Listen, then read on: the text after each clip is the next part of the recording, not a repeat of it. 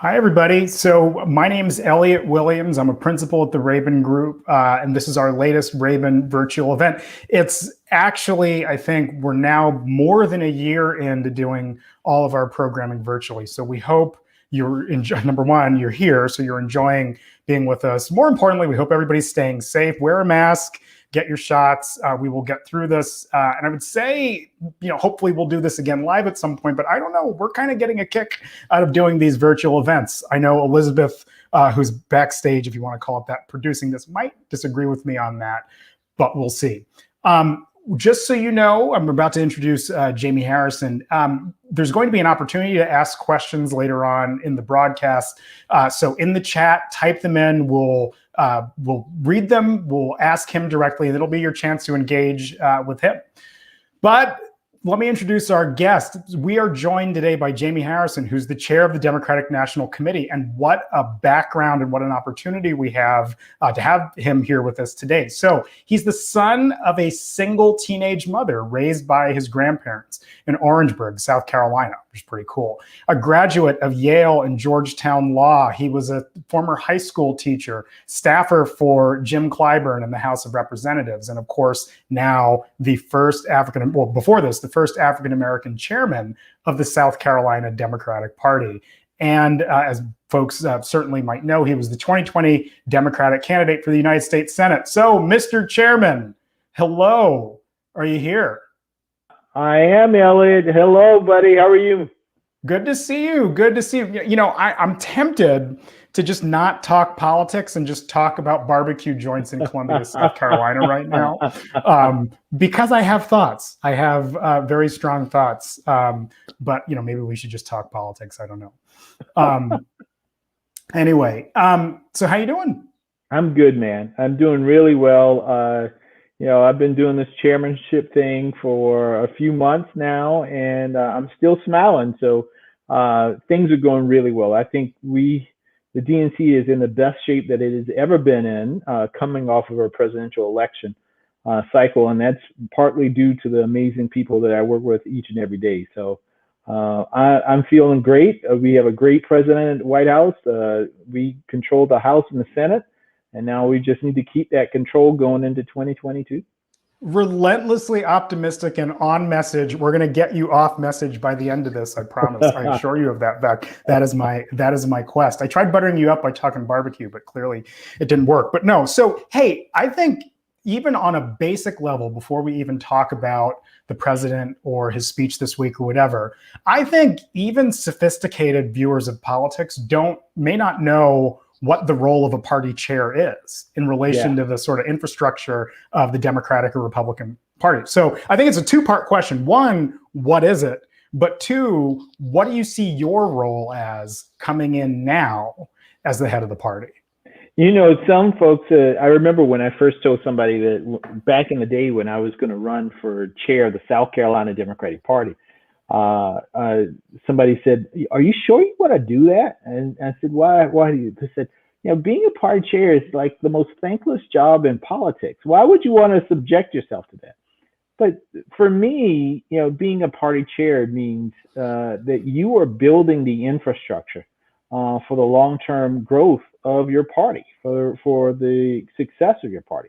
Because if your party infrastructure is the party itself, it enables candidates to win.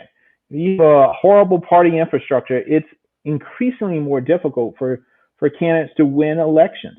And so I see my job as, working in front of the camera and behind the camera in terms of making sure that the foundation for our party is strong, that our state parties can operate at a level that allows them to support candidates in their states, and to make sure on a national level that we're doing all that we can to promote the agenda of Joe Biden, Kamala Harris, the White House, and Democrats in control of the House and the Senate, so that we can continue to build on those majorities and move forward. So it's a great job. You're on the phone all the time. I mean, practically, the job is fundraising.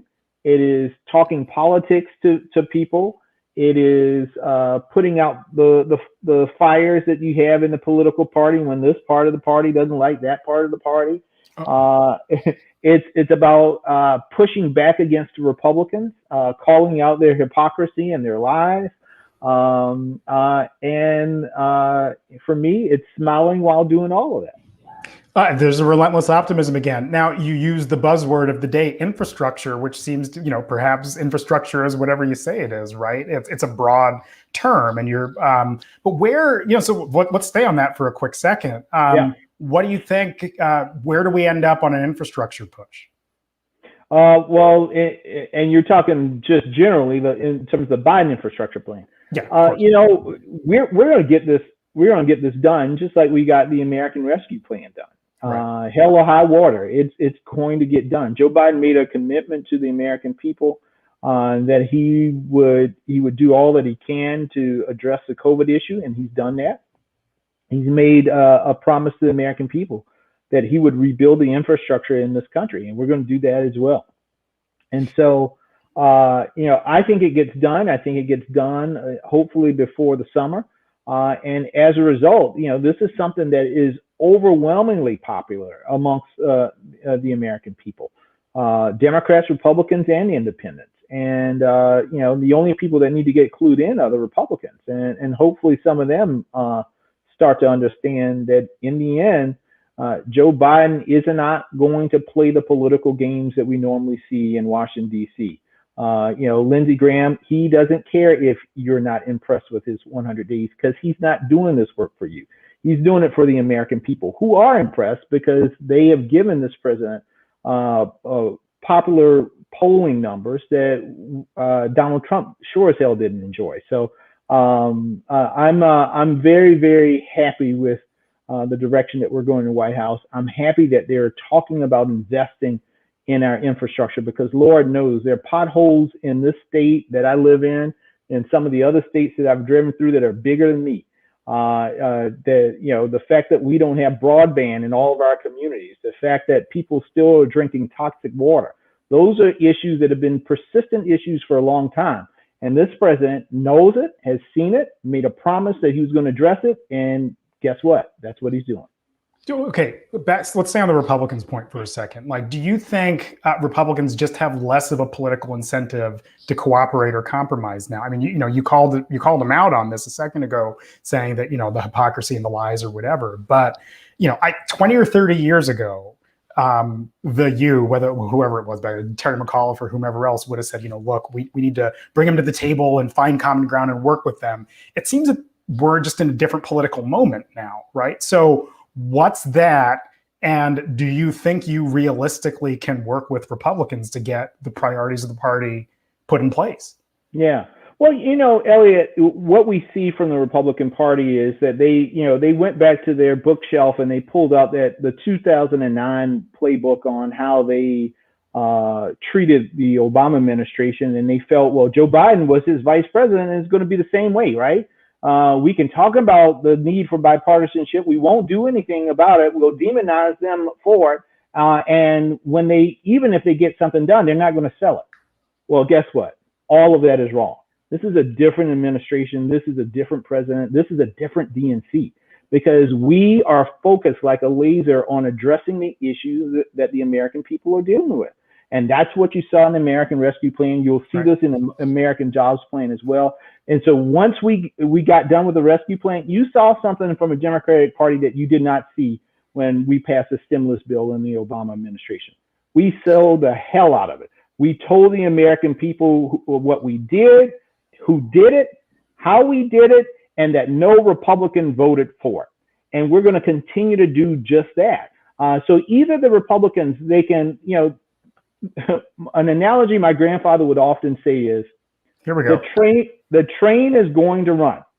You can either get on the train, you can sit on the sidelines and watch the train, or you can get in front of the train. But regardless of it, this train is moving. And so you just need to decide which of those actions, A, B, or C, that you want to participate in.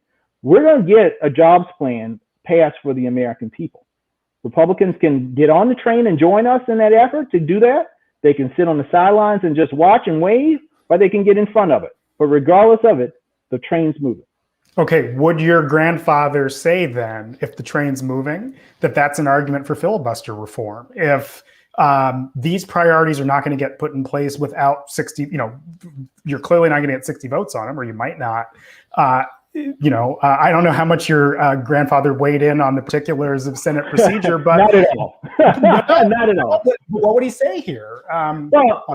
Listen, Elliot, as we know for the infrastructure plan, there are ways to get around the filibuster as it relates to this particular instance. And listen, Chuck Schumer, my job back in the day was to get 218 votes to pass bills in the House for Mr. Clyburn. I'm going to leave it to Chuck Schumer and his WIT team to figure out how the heck they get the votes that they need in order to get things done. And he is an able-bodied strategist in terms of understanding that body. I'm a House guy, not a Senate guy. And so I'm going to leave it to him to figure that out. But I know that he and the president have had conversations about what we need to do in order to get this agenda through. So. My brother, I'm going to ask you one more time. Do you support the same answer? Not going to happen. Same answer. Not happening. It's the same answer, man. What if you put in the private chat that we have here to talk about? I promise I won't tell anybody who's watching now what your answer is. Well, I mean, regardless of what my answer is, I mean, it's just the reality of the situation. You got to deal with. I put up an analogy the other day. It is. You can. I don't know if you ever played spades. So come on, man. Come on, man. Oh no, listen. I don't take anything for granted, Ellis. Some folks have never played spades, but I grew up in a spades playing family. And the one thing I learned about the really, really, really good spades player, they don't complain about the hand that they're dealt. They just play the hell out of the hand that they have, right? And so I'm not going to sit on the sideline. Do I wish we had more votes in the Senate? Yes. Yeah. But the reality is we got 50-50 and Kamala Harris to break the tie. So we're going to just have to play the hell out of the hand that we are dealt. And then when it's the next deal, which is in 2022, that's when we angle to make sure that we can get a joke or two. I was going to say, get more books in 2022. That's exactly Run right. Boston on Republicans. That's what you're doing. So that's what we're doing.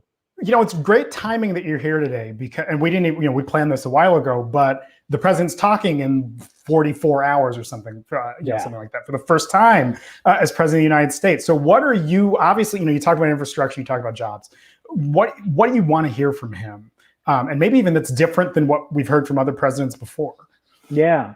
Well, the one thing that I really want to make sure that he's also talking to, ultimately, everybody in this country wants to be seen. They want to be valued. They want to be heard. Right. And that's really important.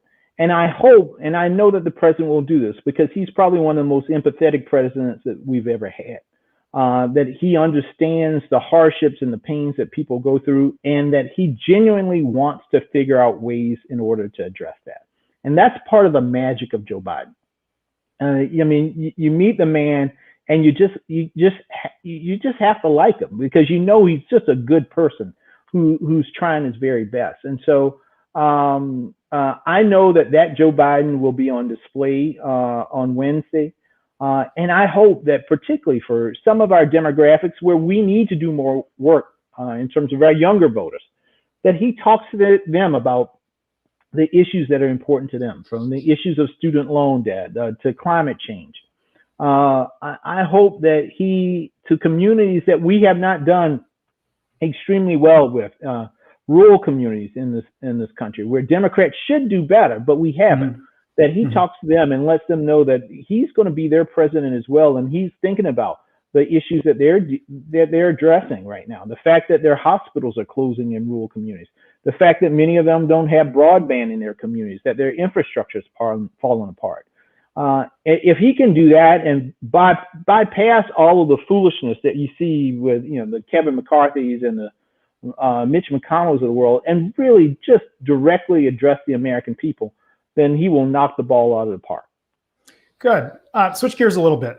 Voting rights, very important to you, I know, as a political thing, but just in general, given where you're from and so on. So I think anybody who's choosing to turn into this event today would agree with the general statement that voting rights are under assault in the United States, and probably even, not just in the United States, with respect to typically Democratic constituencies, Black people being the big one, people of color being the biggest one. What's the DNC's push and plan with respect to voting rights and protecting voting rights through 2021 and into 2022? Yeah, well, Elliot, and I know you've worked on this issue for a long time, and listen, for me, voting rights is probably one of the most personal political issues.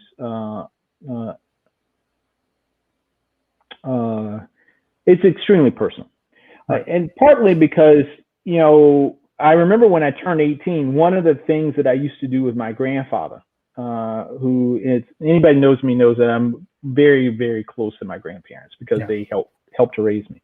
Well, it was our tradition to go vote together. And so my grandfather passed away November 18, 2004. I had just graduated from law school at Georgetown. I came back home. I took a leave of absence from Jim Clyburn's office, came back home to help to run Inez Tenenbaum's race for the U.S. Senate. And so I got a chance to spend more time with my grandparents. That year, I even bought them a house and got them out of the neighborhood that they were in. Well, that November, I took my grandfather to vote, and later on that month, he passed away. But when I took him to vote, he was amputee because of diabetes. We went and voted, and then we went back home and sat out on the porch and just started talking. We were talking about everything under the sun. And my grandfather said to me, he got serious in the conversation, and he said, his nickname for me was Baldy. He said, now, let me tell everybody, don't call me that. That was for my grandfather, not for y'all. So he said to me, he said, Baldy? I said, yes, sir. He said, in this state, I wasn't always considered a whole man. I said, yes, sir, I know that. He said, Baldy? I said, yes, sir. He said, in this state, I couldn't always vote like we did today. I said, yes, sir, I know that too. He grabbed my arm and he said, let me tell you something. Don't you forget this. He said, never let anybody tell you that you don't matter. Never let anybody tell you that you don't count. So when I look at these laws, Elliot, that are being passed all across this country right now, in essence, what the Republican Party is saying to so many people is that you don't matter and you don't count. We've seen this movie before. It was a bad one when we saw it the first time. It's still a bad one. And we're not going back. We're not going to see it again. When I took my son to go vote and cast a ballot for me, running for the U.S. Senate, my son is named after my grandfather. Mm-hmm. And I took him to vote, and he actually pressed the button for me, right? I was moved by that moment because when my grandfather was his age, he couldn't do that. And so as I start to think about this, there is no way in hell that I'm going to allow my sons to live the way that my grandfather did. Not when I have some control over that. So with every drop of blood that flows through my veins, with every breath that goes through my lungs, I will be doing everything that we possibly can to fight against these efforts to suppress people from exercising their most sacred right as American citizens, and that's their right to vote. And this needs to be personal, not only for me, but it needs to be personal to all of us. Because once that right is gone, then all of the other rights that we enjoy as Americans fall down as well. And so, the DNC is committed wholly. From our money, we're going to fight from the state houses to the courthouses to the houses of Congress to make sure that the voting right is sacred and remains sacred for all of America's people, not just one select group. And so this is the fight of our lives. It really is. And I'm ready for it because we got to do everything that we possibly can do to make sure that we don't go back. It's funny. I have an uncle, along with your grandfather's story. I have an uncle who spends a lot of time researching like city school board elections and these. I was almost going to say insignificant. No elections insignificant, but just these poring over data. And I asked him. The true story. I asked him one day. It's like you spend a lot of time wondering who's running for the school board or whatever. He says, "Well, people died so I could have this right, and I'm going to take it really seriously." There's an interesting article that came out in the New York Times just this morning on sort of how Democrats in the South are sort of coping with and approaching pushes to reform or save voting rights. So I want to read you one quote from it that struck me, which is interesting because the title is something like "Black Democrats in South conflicted about voting rights reform." My words, not theirs, but there's a quote. "For some Black Democrats in the South, the fact that this fight is happening at all in 2021 is a profound failure of the Democratic Party's politics and policies, making the argument that now is almost too little too late, A, and B, some reform and redistricting efforts actually could hurt Black Democrats in the South because, as you know well, there's a Black member of the House in every deep South state, right? And independent redistricting commissions might imperil that. That's the point of the article. But how would you respond to that? This sort of too little, too late. Where were you all along? And these efforts may not be the universal cure-all that many Democrats think they are. Yeah. Well, one of the things is these suppressive efforts are not relegated to just the South. We're seeing them in 47 states. Over 300 bills have been submitted by Republicans to suppress votes. In Iowa, just the governor just signed. There are not a whole lot of Black folks in Iowa. Wasn't in the South the last time I saw, but they just passed a law to suppress voters in that state as well. And so this is not just a South thing. The Pandora's box opened up when Justice Roberts, in a recent decision, decided to gut the Voting Rights Act and the Section 5 of the Voting Rights Act because, quote unquote, they felt as though we had made progress. Well, as soon as they gutted the Section 5, it allowed all hell to break loose.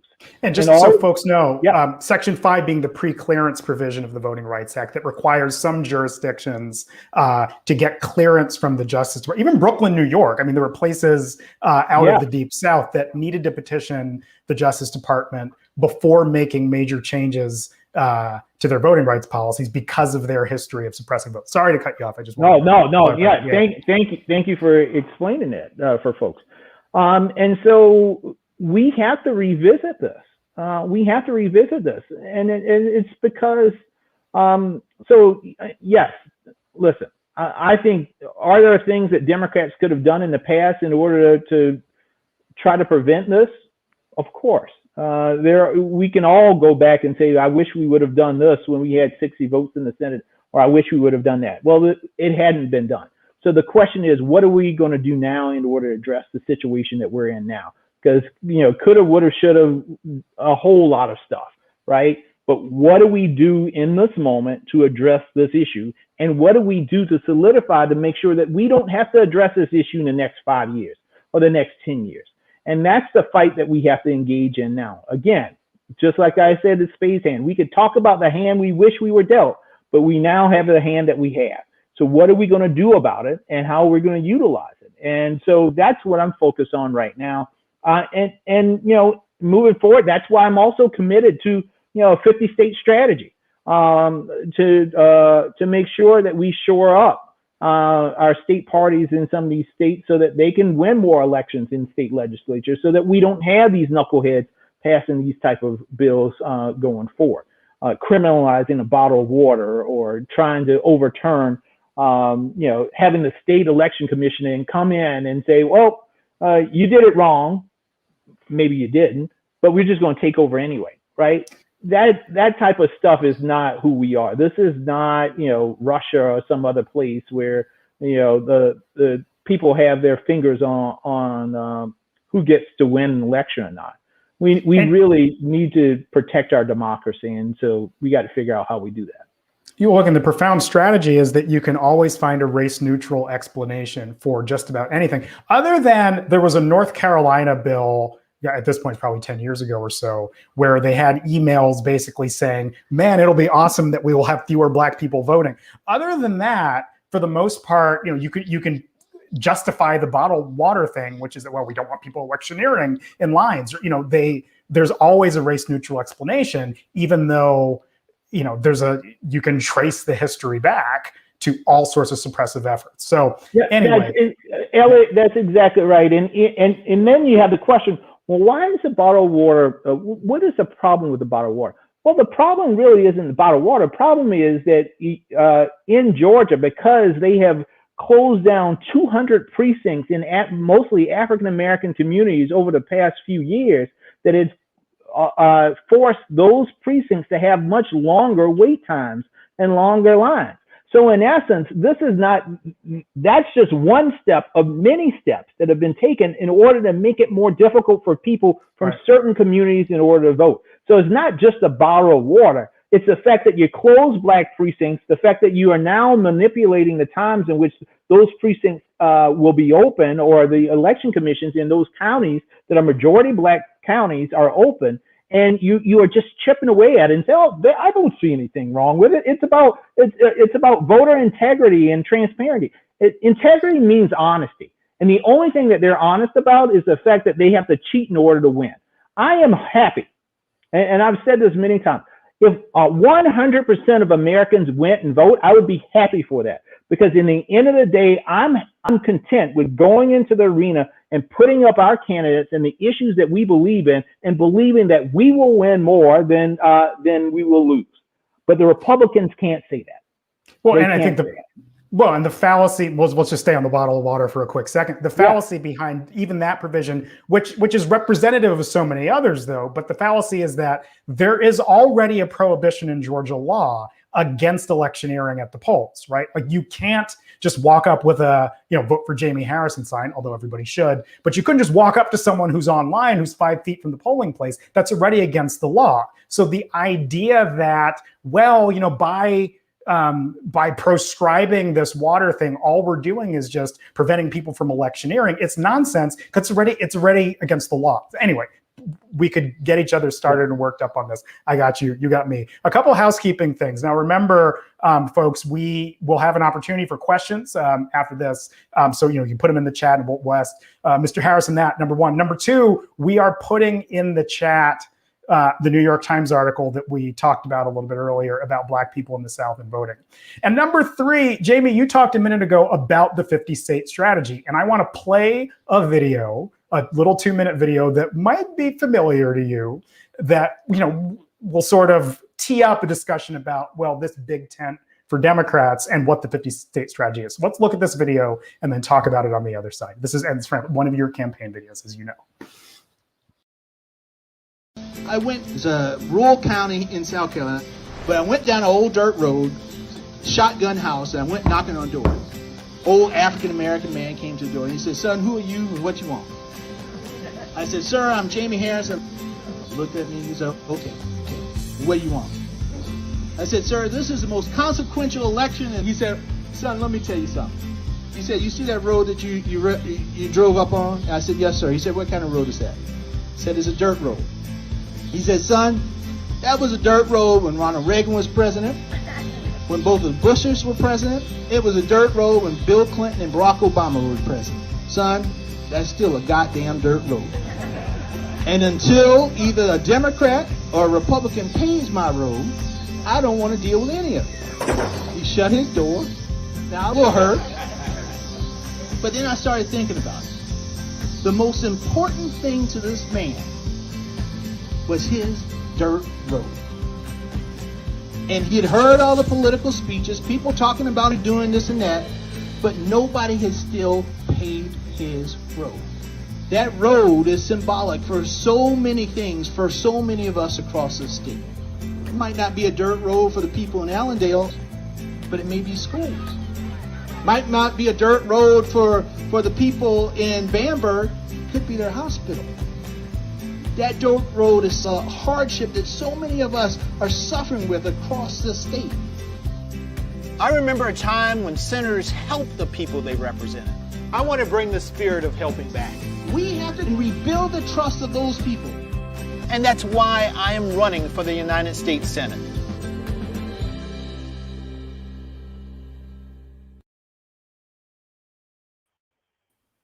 So anybody who's talked to me for more than like 8 minutes know that I find that to be a truly brilliant political ad, because it's sort of something for everybody, Black people, white people, rural voters, and so on. And I talk about it all the time, right? Also because we stand on Jaime Harrison here, but more importantly, like this is an important ad for what we're talking about, right? You call yourself, as I understand it, a dirt road Democrat, right? Yep. So talk about what that means and what the concept of the dirt road Democrat means for your vision for building the party. Yeah. So I call myself a dirt road Democrat, Elliot, because I grew up off of a dirt road. And so I understand the joys of living up in rural America, but also the hardships that come along with it as well. And, for most of my early life, we always heard that Democrats also represent not only the urban areas, but the rural areas. But the reality is that we've lost a lot of ground as a party in the most rural parts of this country. And part of the thing that I like to dispel is this notion that, rural equates to white, right? When you say rural America, most people think, oh, well, I guess you're just talking about white folks. No. Rural America is just as diverse as urban America. You come to South Carolina and I can take you to majority African-American rural counties. Or we could go to West Virginia where you can go to majority white rural counties, or you can go to some other places where you have large Latino communities in these rural counties, right? And what you will see is a commonality in terms of the hardships that these communities are facing. The roads are not paved. The infrastructure is falling apart. Many of them have toxic septic tanks. There's no infrastructure of the 21st century. 38% of rural South Carolina has no broadband. Economic opportunities are few and far in between. You don't even have the basic necessities. You got more food deserts in rural communities, right? And so these are issues that really have to be addressed. And I want the Democratic Party to address it, not just in words, but through actions. Because we got to first show up in these communities, because many of them feel as though we have abandoned them. And then we have to listen to them about the issues that they have, listen to them about the solutions they believe are there for their issues. And then it's incumbent upon us to turn those things into reality for those communities. And if we do that, then we become a much stronger party, a majority party across this great nation of ours. Now, how do you respond to the lingering and ongoing criticism from many people on the left, in the party, whatever, that there isn't really a way to do that without turning off another, like a big swath of Democratic voters, right? Because at a certain point, I think, this is the premise, to win over Democrats in Montana, you have to, I think, use different messaging than you would need to use to win over Democratic voters in Brooklyn, right? Or is that a fallacy? What do you think? It is a fallacy. We can walk and chew gum at the same time, right? The thing that I tell candidates that I meet is, stop worrying about what is a national Democratic message and worry about what is the message for the area that you're trying to represent. So the first step is that old Tip O'Neill quote, which is all politics are local, right? Focus on local. Worry about everything else. That is just white noise outside. Focus on the local issues that are important to the people that you're trying to represent. So talk about those toxic septic tanks. Talk about the lack of infrastructure. Talk about all of these things in broadband. It's not that pits one group against another, because just like those same issues that they are having in rural Montana or Wyoming are the same issues that we're having in rural South Carolina. I can guarantee you. And the demographic may be different, right? Because now you're talking to rural Black folks instead of rural white folks. But the farmers in those communities want to fix their tractors also and not validate their the warranties on their equipment. Well, the farmers in South Carolina want to do the same damn thing, and we just have to stop. Part of what has happened, Elliot, is we have relegated ourselves because it's been easier to just focus on the urban areas because of the concentration of our voters. Right? It takes more energy and effort to go into rural communities because the houses are farther apart. You don't have the digital infrastructure. You can't do this and that. Everybody doesn't have, cable TV and this and that. So, it becomes more difficult to reach out to those folks, becomes a little more expensive to do that. But nonetheless, regardless of all of that, it's still important to do it. And you just made another case for a wide sweeping infrastructure package. So look, it all fits together and comes full circle. Let's take some questions from folks. Yeah. So I have here, first one up, it's Nuno Tiago Diaz Pereira. What priority will be given to smaller races, essential in keeping the balance in local races and preventing the passing of draconian voting laws like the one just passed in Georgia? Well, one of the things I think is important for folks to understand is what is the lane of the DNC? Because many times a lot of people just think the DNC is over everything. Like it is this puppeteer pulling the strings. It is not my job as DNC chair to recruit your city council person in your city, right? You got a lot of different entities that do those type of things, and so. And that's where the state party comes in, because the state party plays a very, very important role of doing the recruitment that has to take place in elections. And so that's why we need to make sure that those state parties have the capacity. So what we're encouraging is for our state parties to work with our sister committees like the DLCC and the DCCC and the DSCC and the DGA and the DMO to make sure that we are recruiting, and groups like Run for Something, we're recruiting as many people as possible on all bases, because sometimes the bottom of the ticket helps the top of the ticket. Just by having somebody run in a number of state house races, as opposed to leaving those seats open uncontested, it helps to cut the margin by which you then need to win on the statewide level. So the DNC, our role then is to make sure that we are supporting our state parties as they do their recruitment efforts for their local races. Okay, this is from Shri. How is the Democratic Party working to ensure the First Amendment right to protest as multiple states pass measures to restrict it? I mean, this might tie into your question of what is and frankly, it's the first question I asked you today too. What is the proper role of the DNC, and what role can you play or ought you to play in First Amendment questions, broadly speaking, around the country?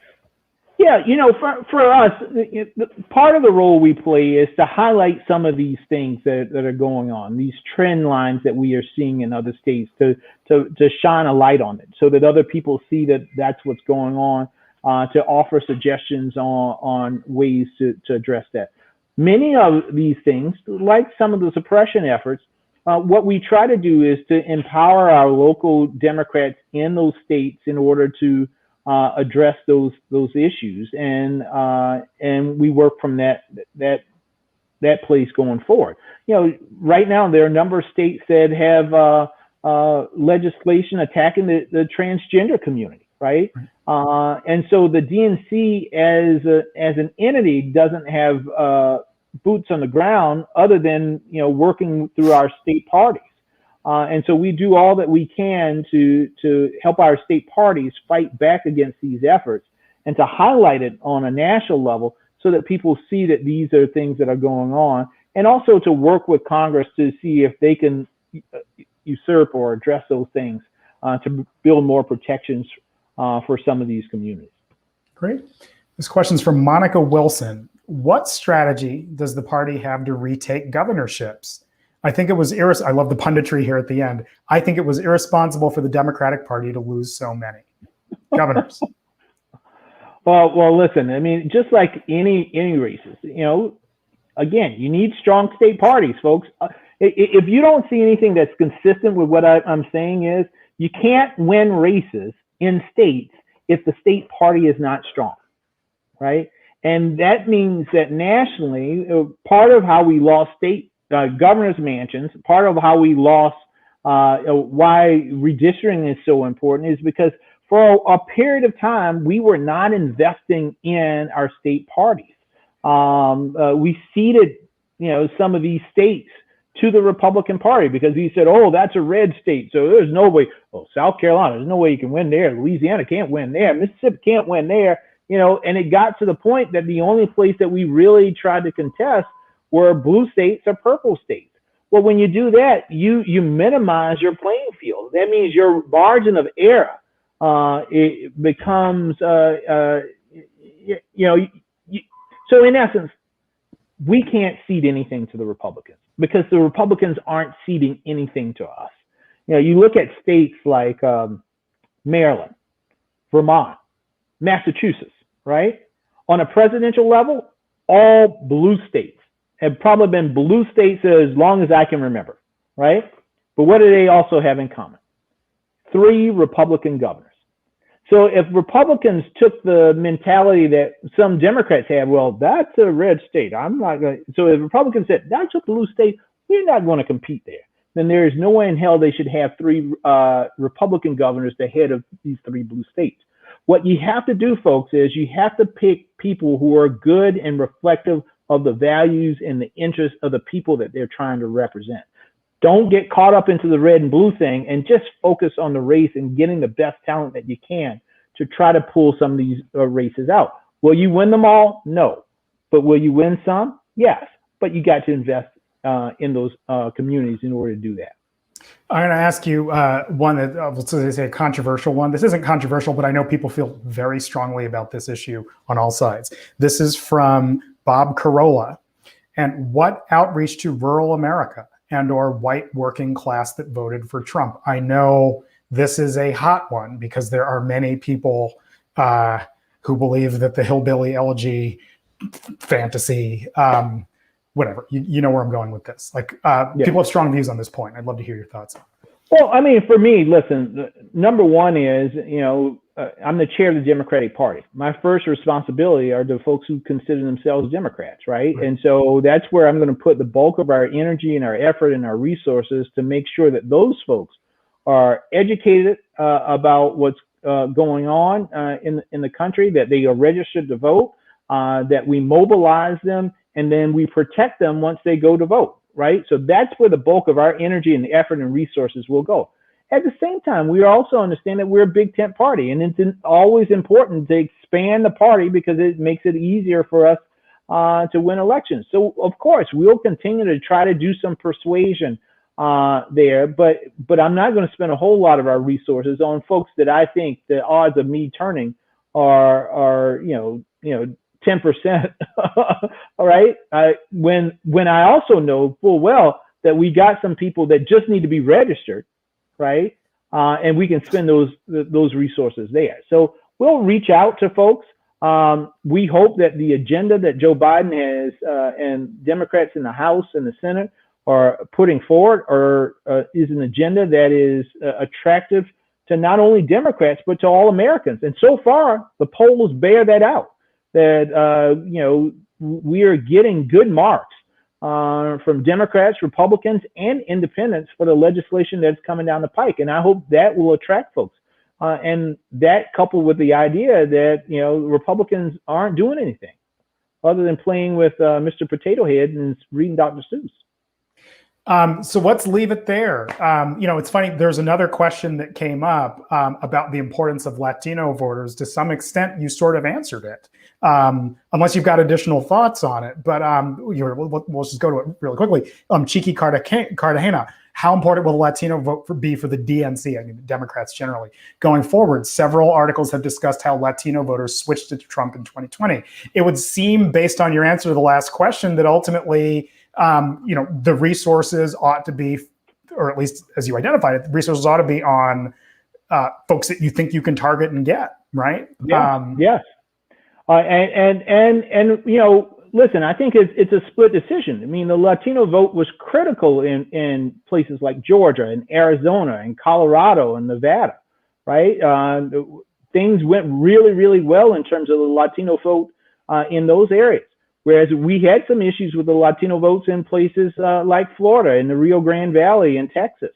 And so what we are doing is examining, and folks, that's what happens, right? You know, it's just like you're in the finals or something. You watch game tape, right? You figure out what your weaknesses are, or the areas that you need to improve, so the next time around you actually do better. You play better defense. You handle the pick and rolls better.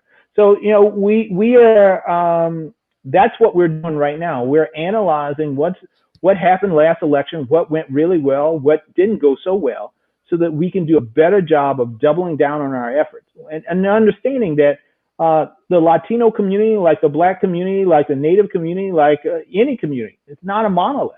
And you can't you can't just take what your normal English version of something said, translate it into Spanish, and that's what we send out. Right. No. You got to understand the communities and the population and the background and the experiences and the way that they look at the world and what are the issues that are important to them. And so we got to be much more nuanced about how we interact with communities. We have to be much more focused on and hyper focused on the locality of our message to that it resonates with that local community. And we got to utilize voices, valued voices in those communities as well. And so we see all of that, and that's what we're going to apply as we move forward in 2022 and beyond. And thank you so much for saying that monolith point, because when we speak of the Latino community, capital T, capital L, capital C, or pardon, not when we speak, when often the world or the media speak in broad strokes, they're being quite reductive. And it's a beautiful thing that you made that point. So, Mr. Chairman, how kind of you to be here and to lend us so much of your time today. I know folks really benefited from this. Even though we didn't talk about barbecue, Maurice's Piggy Park, the chain, is my barbecue joint in Columbia. Hey, you cannot go to Maurice's, man. Do you know that? We'll talk offline about that. Oh no! Did they do something racist too? Did Maurice's? Oh well, Maurice's was the biggest racist in South Carolina. He used to fly the Confederate flag all over. Why do racist people ruin everything? Like, I know. Go to Palmetto Pig. The next time you come here, Palmetto Pig, or you come down to if you come here to South Carolina, we can go down to Duke's Barbecue. Now you also know that the barbecue is very different in parts of South Carolina. There's the Midlands, right, and that's where that's the mustard base. That's where I'm from. Yeah. And then there's the eastern part of South Carolina, along with North Carolina, which is vinegar based. So the Rodney Scott's barbecue, which is, I have to give Rodney, I mean, listen, he's one of the best grill masters in the nation, right? Mm-hmm. But I'm just a mustard based guy. But nonetheless, it's a beautiful thing. It's a beautiful thing. No, for Maurice's. No, I'm with you on. I am with you on. Look, I went to college in Philadelphia, and Gino's cheesesteaks. I don't mess with that because Gino had to go put those racist signs up. So I'm going to eat at Pat's across the street. That's just it. And look, I can eat the hell out of a cheesesteak, but I'm not going to go eat Gino's. So just really, the training center for the Justice Department is right in Columbia, South Carolina, at the Strom Thurmond Law School, which, whatever. We'll talk about that another day. But no, this is where I developed. Okay, we're now off the rails. Jaime Harrison, Mr. Chairman, so beautiful for you to spend so much of your time here. Good luck with all the work you're doing. It's always good seeing you, Elliot. Thank you. Yeah. Talk. Okay. Okay, so that was Jaime Harrison. Thank you, everybody, for joining us. As you know, we have an ongoing series of programs here. And you'll see we're running the rabengroup.com. This will be up there. This will be up on our YouTube page. Our next event that we have scheduled is May 26th. We've got Isaac Dovere from The Atlantic talking about his book about the 2020 election and how Democrats flipped it over. Not all of our content is Democratic Party focused. It's just these two back to back. So it's an interesting follow on to this. Thank you so much. Again, stay safe. Keep up the fight. So much to talk about. So thanks again.